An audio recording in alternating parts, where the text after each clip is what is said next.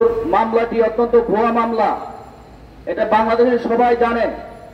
সেই মামলায় মাহমুদুর রহমানের মতো ব্যক্তিত্বকে, যিনি গত 15.5 বছর যাবৎ বক্তব্য এবং লেখনীতে এবং প্রতিষ্ঠান আমার দেশের মাধ্যমে এই ফ্যাসিবাদের বিরুদ্ধে লড়াই করে এসেছেন, তাকে জেলখানায় যেতে হলো। তিনি আজকে জামিন পেয়েছেন, সরকারকে ধন্যবাদ জানাই। কিন্তু এই মামলা প্রত্যাহার কেন করা হলো না, সেই প্রশ্ন থেকেই যাচ্ছে।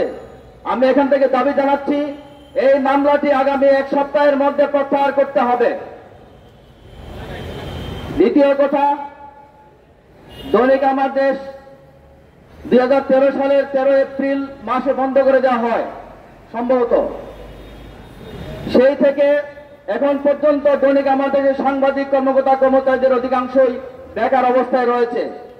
যারা কোথাও কোথাও চাকরি করছেন খুবই কম সংখ্যক লোক, কিন্তু তারাও ওইসব প্রতিষ্ঠানে নামমাত্র চাকরি করছেন।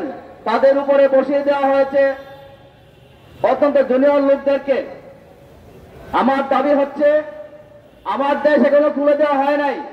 এই সরকার, বিগত সরকারের পতনের পর আমরা আমার দেশ খুলে দেওয়ার জন্য প্রশাসনের দাঁড়িয়ে ঘুরছি, কিন্তু প্রশাসন আমাদের সেই খুলে দেওয়ার কোনো প্রচেষ্টাকে আমলে নিচ্ছে না।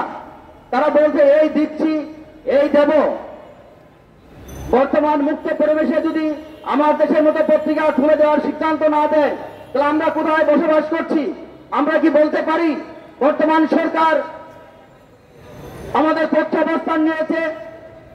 আমরা এই সরকারের উপর আস্থা রাখতে চাই এবং এখান থেকে দাবি করছি, আগামী 1 দিনের মধ্যে আমার দেশের প্রেস সহ সকল কিছু খুলে দেওয়ার দাবি খুলে দিতে হবে।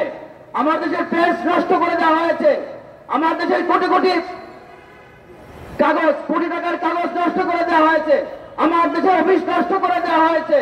আমার দেশের অফিস পুড়িয়ে দেওয়া হয়েছে।